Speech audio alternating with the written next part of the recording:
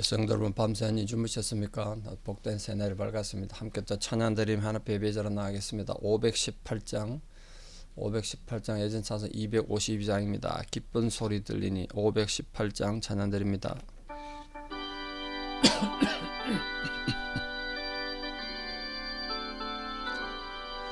기쁜 소리 들리니 예수 구원하신다. 만민 중에 전하라. 예수 구원하신다. 주님 명령하시니 산을 넘고 물 건너 온 세상에 전하라. 예수 구원하신다. 바다들아 외쳐라.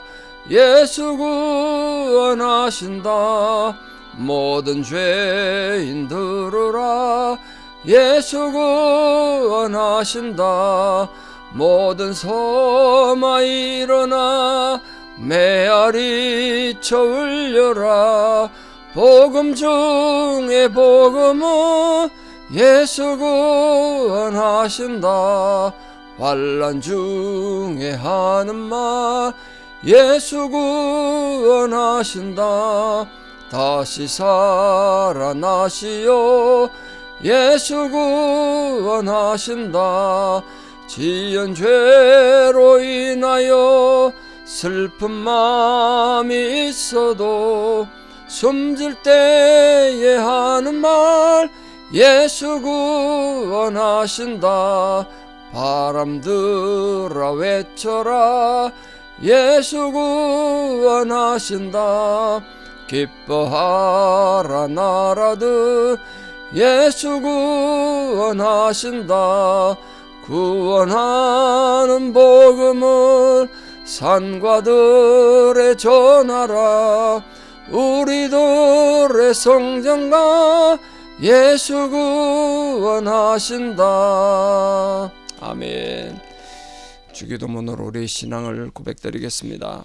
하늘에 계신 우리 아버지, 아버지의 이름을 거룩하게 하시며 아버지의 나라가 오게 하시며 아버지의 뜻이 하늘에서와 같이 땅에서도 이루어지게 하소서. 오늘 우리에게 일용할 양식을 주시고 우리가 우리에게 잘못한 사람을 용서하여 준 것 같이 우리 죄를 용서하여 주시고 우리를 시험에 빠지지 않게 하시고 악에서 구하소서. 나라와 권능과 영광이 영원히 아버지의 것입니다. 아멘.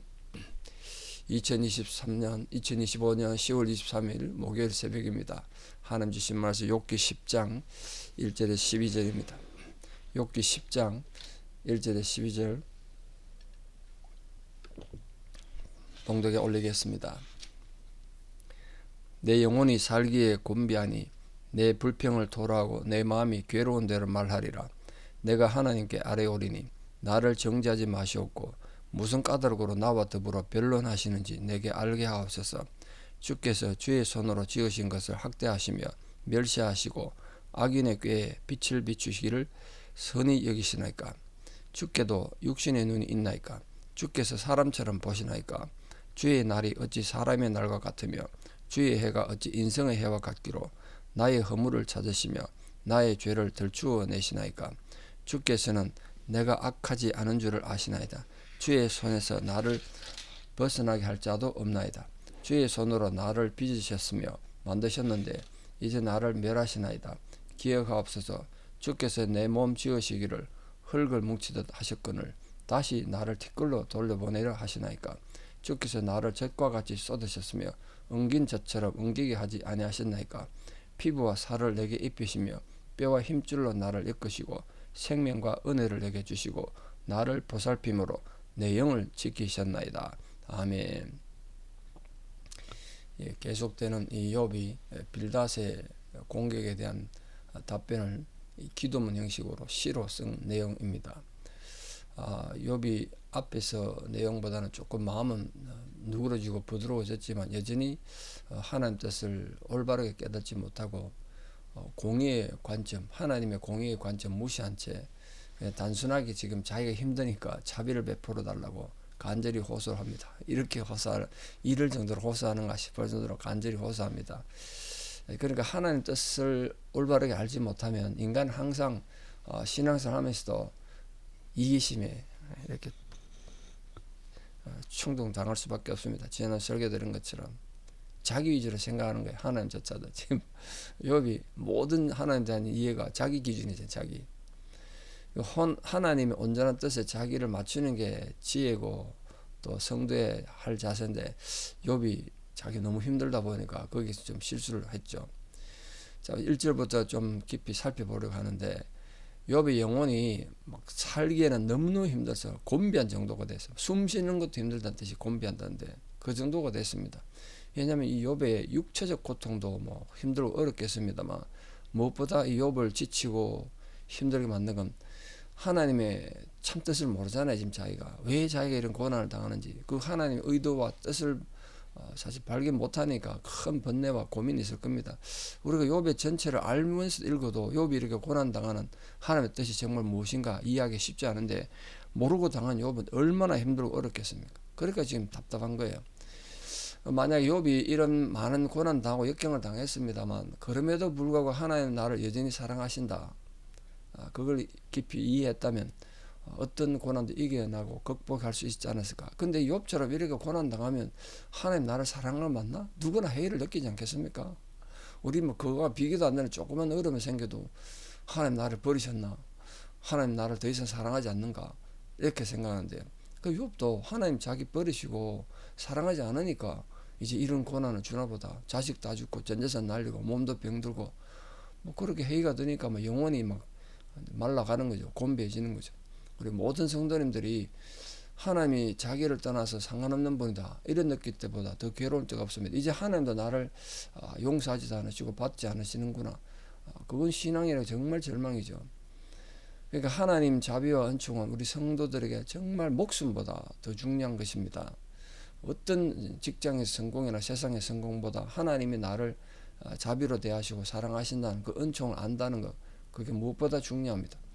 욥은 자기 마음속에 있는 하나님을 간구하면서 하나님께서 어떤 태도를 취해 주시기를 바랬나 보세요. 하나님께서 자기를 지금 힘들게 하는데 제발 자기를 정죄하지 말아달라고 지금 간구하고 있습니다. 지금 하나님이 욥을 정죄하는 거 아닌데 욥이 지금 답답하네 그렇게 말하는 거죠. 욥은 하나님께서 하나님의 자녀들이 부르짖을 때 결코 징책하지 않으시고 오히려 기쁘게 그 기도 응답하신다는 건 지금 모르는 거잖아요. 그러니까 이렇게 말하는 거죠. 하나님께서는 하나님이 한번 어렵다고 하신 자녀들을 결코 버리지 않으시고 바울의 말에 하면 끝내 고난 가운데서 우리를 영화롭게 하시는데 뿐만 아니라 하나님 하시는 일은 후회함이 없으시다는데 욥이 지금 답답한 거예요. 하나님께서 비록 때때로 하나님 자녀들도 가리우시는 경우도 있지만 그러니까 하나님이 안 보이고 하나님 욥처럼 나를 버리셨는가 이런 생각하지만 그들에게서 떠나지 않으시는 신실한 분이잖아요. 그러면 하나님은 하나님 백성들 우리들이 부르짖을 때 결코 비천한 존재가 됐다 해도 우리가 정말 초라한 존재가 됐다 해도 정죄하지 않으신다. 근데 욥이 2절에 보면 정죄당할지도 모르는 두려움에서 하나님께 뭘 간구하는 거 보세요. 욥이 무슨 연고로 나와 더불어 변론하시는지 도대체 내가 모르겠다는 거예요. 그 내가 좀 알아봅시다. 좀 알려주십시오. 왜 하나님 나를 이렇게 괴롭히고 나와 변론하시는지. 이 변론한다는 뜻은 하나님이 이 죄인들과 불신앙하는 하나님을 거부하는 죄인들 사이에 벌어지는 말다툼을 말하는 거예요. 지금 욥은 자기가 지금 하나님 변론할 입장이 아니잖아요. 하나님 얼마나 사랑하는데. 또 하나님께서는 타락한 하나님의 백성과도 변론을 벌이신다고요. 이게 형식주의적인 신앙인이나 또 영적으로 무관한 자들과도 변론하시고 그리고 하나님의 백성과는 신앙의 성숙을 위해서도 이렇게 변론하신다고요. 욥은 지금 도대체 하나님의 진의를 알 수가 없습니다. 왜 자기가 하나님 앞에 변론해야 되는지. 그래서 욥은 하나님의 공의롭지 못한 처사에 대해서 이렇게 항의합니다. 3절에서 6절에 하나님께서 악인과 선인을 똑같이 취급하신다. 그게 불공평하다는 거죠. 그래서 주의 눈이 육신의 눈입니까? 사람의 눈입니까? 사람이 보는 것처럼 보십니까? 사람의 눈이라는 건 불완전하니까 뭐 악인, 의인 구분 못하잖아요. 하나님 눈이 그렇습니까? 지금 이렇게 말하는 거죠. 욥의 항변이 잘못된 거죠. 왜냐하면요, 하나님의 관점이란 건 인간의 관점은 완전히 다르잖아요.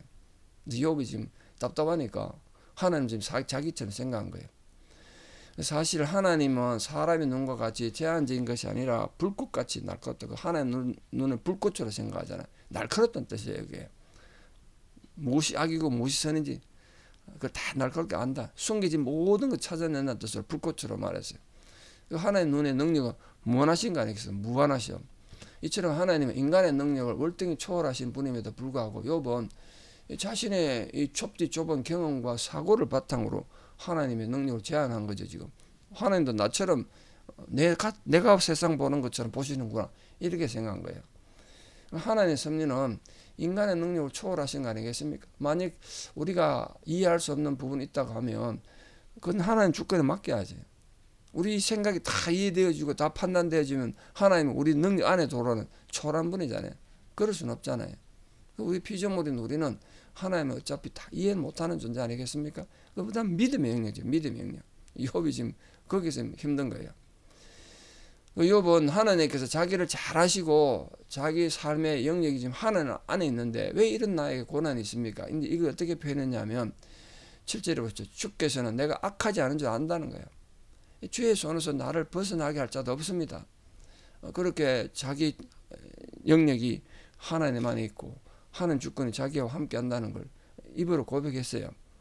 그 문제는 뭐냐면 욥은 아직도 자신의 무죄성을 확신하고 있습니다. 자기는 의인이란 거예요. 물론 욥 의인 맞죠. 그런데 하나님 이렇게 말씀하시잖아요. 의인은 없나니 하나도 없다고. 다 치우쳐 죄인이라. 그러면 욥은 그 말씀에서 예외일까요? 아니죠. 그 욥이 당하는 이 고난 속에서 자기는 죄가 없는데 왜 이래 어려움 당한가? 나는 의인이다 생각하다 보니까 자기가 당하는 고통을 절대 이해 못한 거죠. 이 죄인들이나 당하는 고통을 내가 왜 당해야 됩니까? 이런 원망이 나오는 겁니다. 하나님 앞에서 자신이 죄인임을 인정하고 어떤 고난도 감사함으로 받아들이겠다는 생각을 가진 자에게 하나님 모든 부분에서 보호하시고 손길이 그들과 함께 하실 거라고요. 또한 하나님을 떠나서는 결코 살 수 없을 뿐 아니라 아무도 하나님의 손아귀에서 자신을 빼앗아갈 수 없음을 알게 되고 우리가 소망을 가지고 기쁨으로 기도하지 않겠습니까? 어떤 절망 가운데서 하나님 나를 보호하신다. 그렇게 고백할 수 있겠죠. 그래서 하나님 보호와 인도를 받고자 하는 모든 성도님들은 자신이 하나님 앞에 죄인임을 철저히 고백하셔야 된다는 거예요. 욥이 이제 거기 실수한 거죠.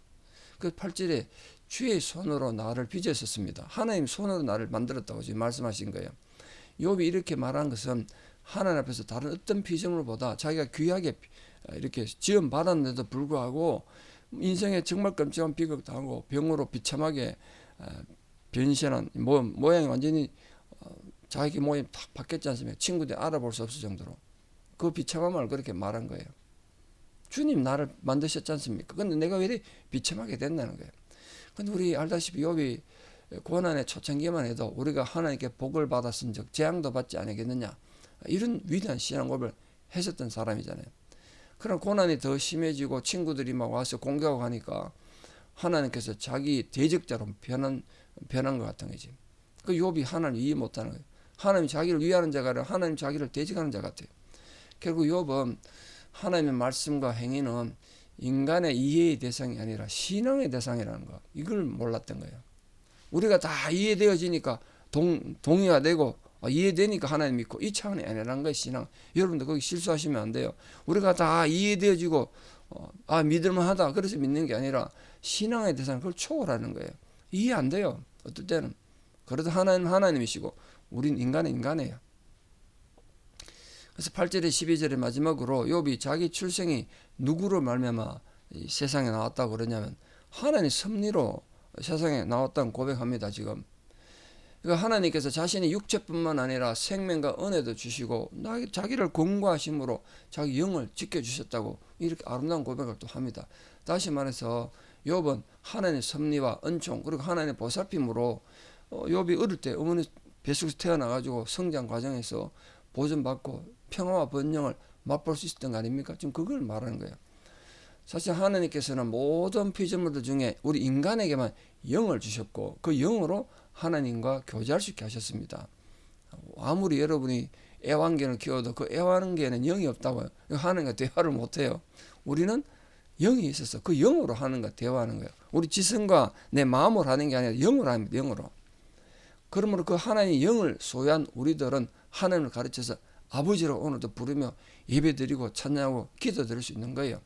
뿐만 아니라 그 영으로 우리는 하나님 백성이고 우리는 그분의 기르신 양이다. 다윗처럼 그렇게 고백할 수 있는 것입니다. 그렇기 때문에 어떤 환난 중에 있더라도 하나님 백성들은 담대하게 하나님을 또 기대하며 기도할 수 있고 하나님 도움을 간구하며 찬양하고 기도할 수 있는 겁니다. 우리를 지으신 하나님은 능히 우리를 보호할 수 있는 분이시기 때문에 그렇습니다. 자신의 존재가 하나님으로부터 지어졌다는 이 욥의 고백에서 우리가 중요한 교훈을 얻습니다. 결론을 말씀드리면 욥은 하나님께서 흙과 티끌로 인간의 몸을 지으셨잖아요. 지금 그걸 고백하잖아요. 흙덩이로 자기를 만드셨는데 그러니까 그 몸을 어떻게 자랑할 수 있겠습니까? 여러분 세상에 그렇게 잘났다고 자랑해도 결국은 한 줌 흙으로 돌아갈 겁니다. 자기가 스스로 힘에 의해서 이 땅에 존재하는 게 절대로 아니잖아요. 하나님의 주권적인 섭리로 인해 사는 거예요. 우리 결국은. 그래서 인간은 자기 몸을 지나치게 막 보호하는 것도 문제지만 함부로 천대도 안 되는 거예요. 하나님 것이니까 이게 결국은. 물론 언젠간 한 줌 흙으로 돌아가겠지만 생명이 있는 동안에는 하나님 백성이에요. 우리. 그러니까 이기적으로 자기만 생각하는 것도 안 되고 지난주 설교 들은 것처럼 함부로 천대하고 함부로 해도 안 된다. 우리 하나님 것입니다. 그 인간의 몸이 이처럼 흙에서 빚어진 약한 것이긴 하지만 하나님께서는 우리 안에 거주하기를 원하시고 거주하시니까 여러분 모두는 소중한 존재들입니다. 그러니까 이 하루도 하나님이 내 안에 거하시는 거룩한 성도로 거하셔서 믿음으로 승리하시고 어떤 고난 가운데서도 하나님의 신실하심을 믿고 이해되어지지 않지만 하나님은 이해의 대상이 아니라 신앙의 대상을 꼭 기억하시고 믿음으로 승리하시는 복된 성도 다 되시기를 우리 주 예수 그리스도 이름으로 축원합니다. 기도드리겠습니다. 사랑의 하나님 은혜를 감사합니다. 오늘도 우리가 귀한 하루에 생명 주시고 살아가게 하시는데 이 욥의 고난처럼 우리도 많은 고난, 숱한 고난을 당하고 어려움을 겪고 위기를 겪습니다. 그때마다 우리를 향한 하나님의 사랑은 여전히 작동되고 있다는 사실을 분명히 기억하고 결코 하나님이 우리와 변론하셔도 우리를 망하게 하시기 위해서가 아니라 우리를 훈련시키시고 우리를 자라가게 하기 위하여 성숙하게 하기 위하여 변론하신다는 사실을 알고 믿음으로 승리한 저희들 되게 도와주시옵소서. 때로는 이해할 수 없는 고난이 우리를 위협하고 정말 쓰라린 삶의 고통이 우리를 지치게 해도 그래도 하나님은 여전히 나를 사랑하시고 신실하신 분이시며 우리를 향한 높은 섭리와 계획을 갖고 계신다는 사실을 믿고 하나님의 이해의 대상이 아니라 신앙의 대상, 믿음의 대상이라는 것을 분명히 기억하고 끝까지 믿음으로 승리하는 거룩한 성도도 다 되게 도와주시옵소서. 우리는 한 줌 흙에서 왔습니다. 죽으면 한 줌 흙으로 돌아가겠지만 그러므로 이 땅에 있는 동안 하나님께서 우리에게 주신 그 영으로 말미암아 하나님을 찬양하고 하나님과 교제하는 영의 백성을 다 되게 도와주시옵소서. 이제는 우리 주 예수 그리스도의 은혜와 하나님 아버지의 만극하신 사랑과 성령님의 위로 교통 역사하심이 오늘도 하나님의 자녀로서 영으로 살아가기를 결단하는 사랑 성도님들의 신앙의 고백 위에 또 우리 사랑 모든 자녀들 삶에 또 지금 또 병원에 있고 응급실에 가 있는 우리 성도님들 권사님들 힘든 상황에 이제부터 영원토록 함께 하시옵기를 간절히 축원하옵나이다. 아멘. 이 하루도 믿음으로 승리하시고 하나님께서 여러분 모두에게 강건한 힘을 주시기를 축복합니다. 감사합니다.